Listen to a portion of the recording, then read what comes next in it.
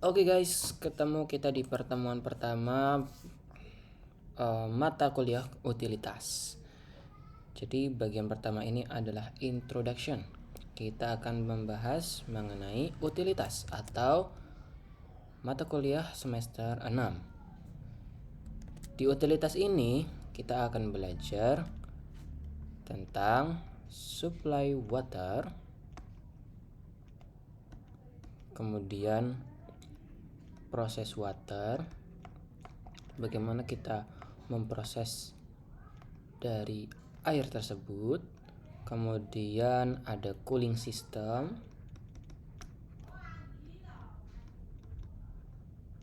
lalu kemudian ada boiler feed,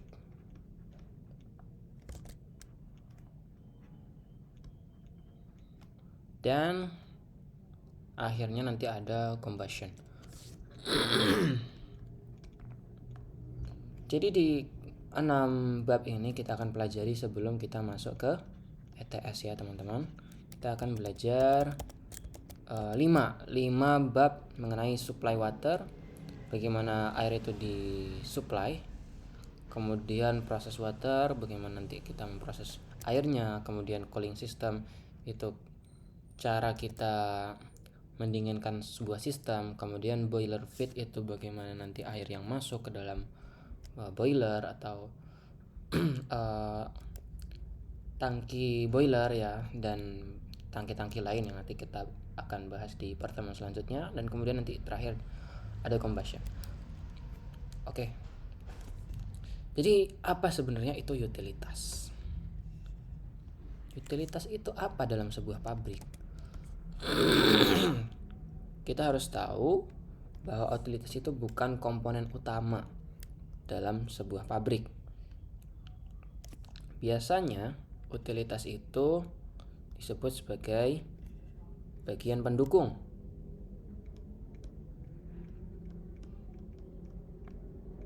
atau bisa juga disebut sebagai offsite dari sebuah pabrik. Kemudian bisa juga disebut sebagai auxiliary.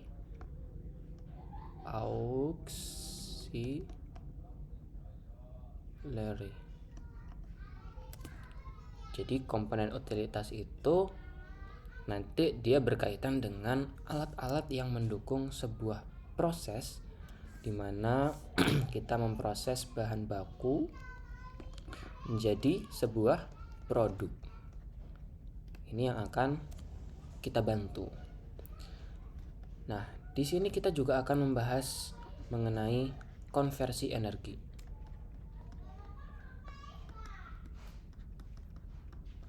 Apa saja konversi energi? Ada secara kimia, kemudian ada secara thermal, dan kemudian ada secara mekanik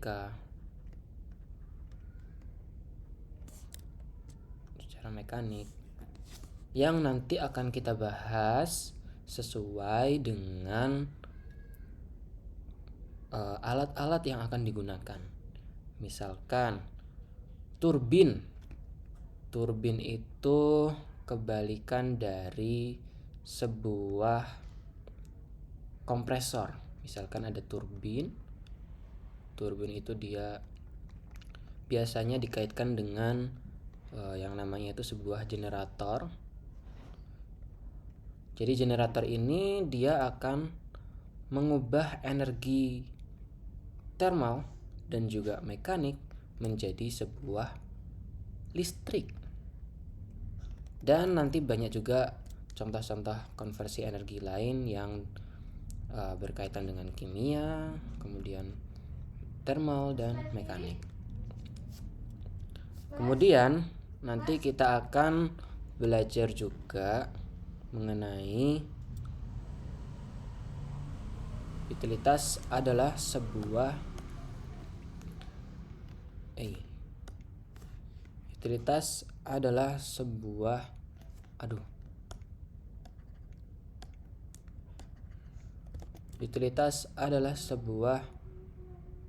sistem di mana dia adalah sistem yang membutuhkan biaya yang besar pula setelah biaya bahan baku. Jadi biayanya rank 2. Biasanya yang paling dibutuhkan dalam sebuah industri itu industri manufaktur khususnya itu adalah yang pertama biaya untuk bahan bakunya. Kemudian juga yang kedua adalah biaya utilitas. Jadi ini sangat penting untuk kita pelajari. Nanti mulai dari air, listrik, kemudian yang lainnya itu yang akan dibahas di utilitas. Kemudian di pertemuan pertama ini kita akan membahas overview saja. Jadi yang pertama itu kita tulis lagi di sini.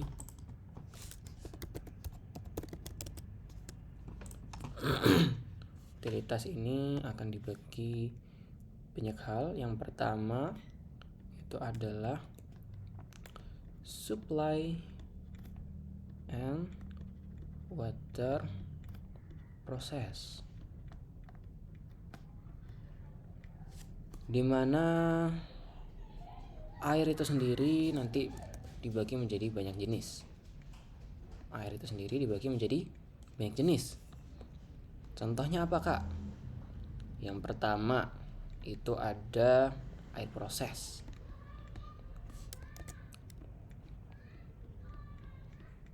Kemudian ada air pendingin.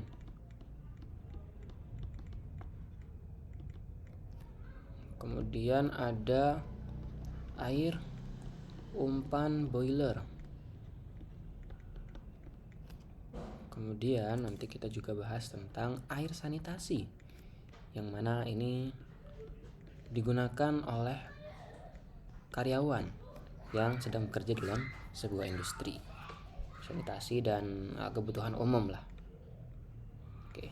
Jadi air proses itu air yang digunakan dalam proses, biasanya dia harus murni.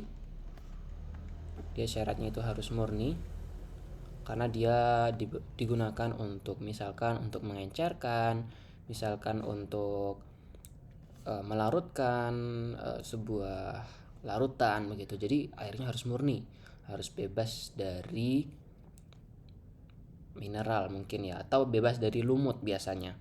Nah, air pendingin ini misalkan kita punya alat heat exchanger, itu kita perlu air pendingin seberapa banyak. Nanti pendinginnya itu harus bebas bakteri dan lain sebagainya, karena nanti kalau tidak bebas bakteri takutnya nanti di alat tersebut bisa terkontaminasi. Kemudian air umpan boiler, maksudnya apa? Di sini itu kita memang khusus membahas tentang boiler atau biasa disebut BFW, boiler feed water. Jadi ini airnya khusus juga, airnya harus yang demineralisasi, demineralized. Kemudian ini water ya, water demineralized. Ya itulah air yang demineralisasi. Kemudian setelah dia bebas mineral, karena kalau ada mineralnya itu ditakutkan dia akan mengendap, karena di boiler itu ketika airnya dia mengandung banyak ketika airnya diuapkan maka dia mineralnya bisa mengendap. Mineralnya seperti ya banyak logam-logam atau biasa disebut scale ya. Kalau sudah mengumpul terlalu banyak itu bisa terjadi scaling. Misalkan ada pipa yang harusnya diameternya itu 2 meter, ternyata ada scalingnya sampai sekitar 1 meter ya. Di sini sekitar 1 meter, ini setengah meter gitu misal, berarti sisanya hanya 1 meter, maka dia flow rate-nya bisa turun. Kalau flow rate-nya turun, produksinya nanti bisa semakin mahal ya. Jadi scaling itu Nama lainnya adalah mungkin kerak ya. Nah, kemudian air sanitasi dan umum itu ya tentunya harus bebas bakteri yang bisa digunakan untuk kita kebutuhan pribadi ya, mungkin untuk cuci-cuci, untuk membersihkan alat dan lain sebagainya. Itu perlu air yang bersih gitu. Kemudian yang kedua, setelah supply and water process, kita masuk ke steam generator.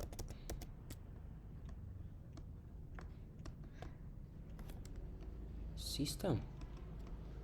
Jadi kita nanti di utilitas itu juga akan bahas mengenai uap yang akan menjadi sebuah penggerak dari sebuah sistem generator.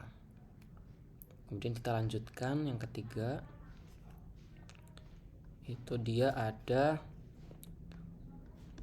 juga sebagai fuel system. Jadi utilitas itu bukan hanya air ya teman-teman, tapi ada banyak sekali, nanti kita akan bahas. Tapi untuk kelistrikan kita tidak bahas di teknik kimia. Oke, di fuel system itu dibagi menjadi 3 jenis. Ada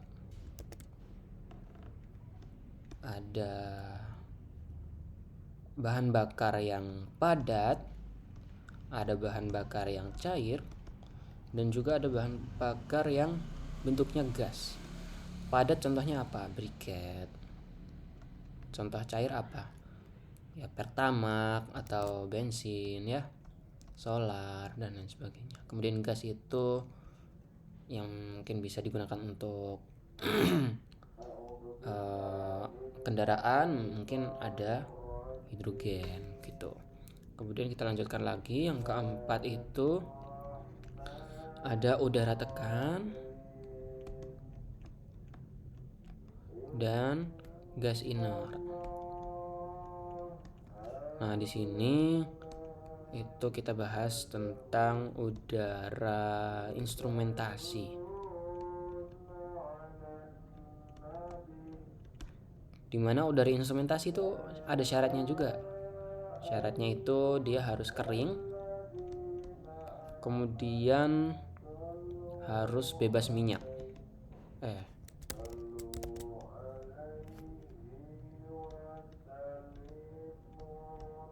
Karena dia akan digunakan dalam banyak alat. Kemudian nanti kita akan bahas juga tentang udara pabrik ya. Udara pabrik itu udara yang digunakan untuk bersih-bersih gitu, untuk perbengkelan gitu. Kemudian ada gas inert. Gas inert ini fungsinya biasanya itu digunakan untuk purging dan juga untuk blanketing namanya. Blanketing itu ketika kita menyimpan sebuah bensin misalnya dalam sebuah tangki, itu sisanya itu bukan udara, akan tetapi gas inert yang tidak bereaksi. Jadi gas inert itu adalah gas yang tidak bereaksi. Kemudian yang kelima dan yang terakhir itu adalah untuk kita akan bahas utilitas yang terkait juga mengenai waste treatment ya, atau UPL.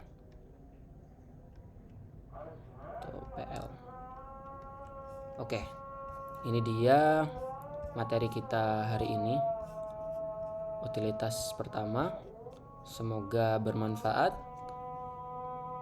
Apabila nanti ada yang ingin ditanyakan, boleh tulis di kolom komentar, dan juga boleh hubungi laboratorium ATC untuk bertanya-tanya. Oke, sekian yang bisa saya sampaikan. Wassalamualaikum warahmatullahi wabarakatuh. Sampai jumpa.